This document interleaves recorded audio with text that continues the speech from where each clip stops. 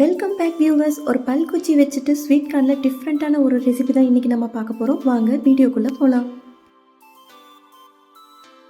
இதுக்கு நான் ஒரு ஸ்வீட் கார்ன் எடுத்திருக்கேங்க.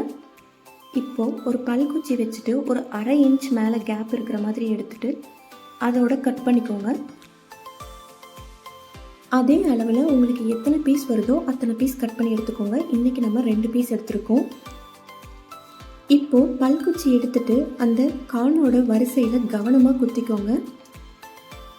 இதே மாதிரி நம்ம எடுத்து வச்சுருக்கிற கார்ன் எல்லாத்துக்குமே பண்ணிவிடுங்க. இப்போ ரெடி ஆகிடுச்சு. இப்போது இதை ஒரு கத்தி வச்சு 2ஆக கட் பண்ணிக்கோங்க. அப்போ தான் இதை நம்ம தனியாக பிரித்து எடுக்க முடியும். இப்போது நீங்கள் லைட்டாக ப்ரெஷர் கொடுத்தீங்கன்னா அழகாக இந்த மாதிரி பிரிஞ்சு வந்துடுங்க.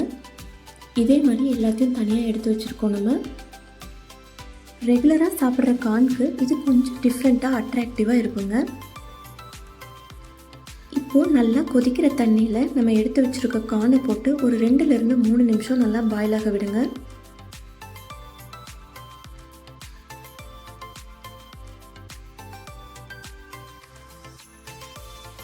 மூணு நிமிஷம் ஆன பின்னே இந்த கார்னை தண்ணியிலேருந்து எடுத்து கொஞ்சம் நேரம் ஆற விடுங்க.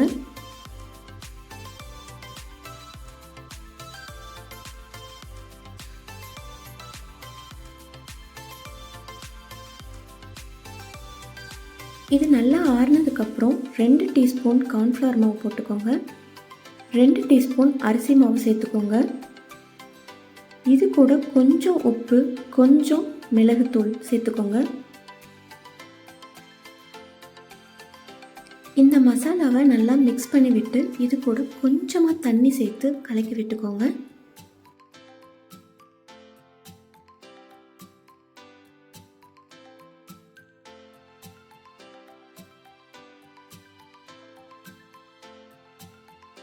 இந்த அளவுக்கு மிக்ஸ் பண்ணதும் ஒரு 15 நிமிஷம் நீங்கள் ஃப்ரிட்ஜில் இருக்கிற ஃப்ரீசரில் வச்சுருங்க. 15 நிமிஷத்துக்கு அப்புறம் நம்ம வெளியில் எடுத்து ஃப்ரை பண்ண வச்சுக்கலாங்க.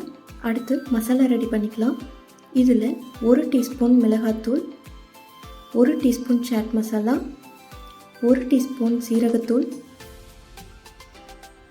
1 டீஸ்பூன் மிளகுத்தூள், கொஞ்சம் உப்பு, இது எல்லாத்தையும் சேர்த்து நல்லா மிக்ஸ் பண்ணி விட்டுக்கோங்க.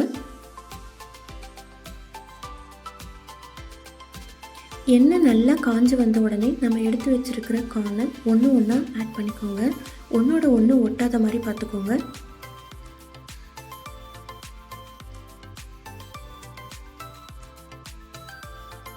இது நல்லா ஃப்ரை ஆகி இந்த மாதிரி ஒரு கோல்டன் கலர் வந்த உடனே நம்ம எடுத்துக்கலாங்க.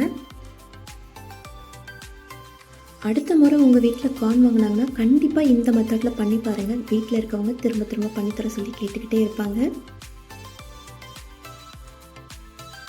அடுத்து ரெடி பண்ணி வச்சுருக்கிற கார்னில் தேவையான அளவு எலுமிச்சம்பழம் புழிஞ்சுக்கோங்க. இது நல்ல டேஸ்ட்டை கொடுக்கும்.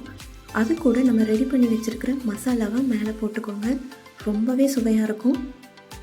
சூப்பராக டிஃப்ரெண்ட்டாக ஒரு ரெசிபி பண்ணியாச்சுங்க. உங்கள் வீட்டில் கிட்ஸ் இருந்தாங்கன்னா கண்டிப்பாக இந்த மாதிரி செஞ்சு கொடுத்து பாருங்கள். நம்ம சேனலில் போடுற ரெசிபிஸ் உங்களுக்கு பிடிச்சிருக்குன்னா கண்டிப்பாக ஷேர் பண்ணுங்கள், சப்ஸ்கிரைப் பண்ணுங்கள், பெல் ஐக்கானை கிளிக் பண்ணுங்கள். தேங்க்யூ.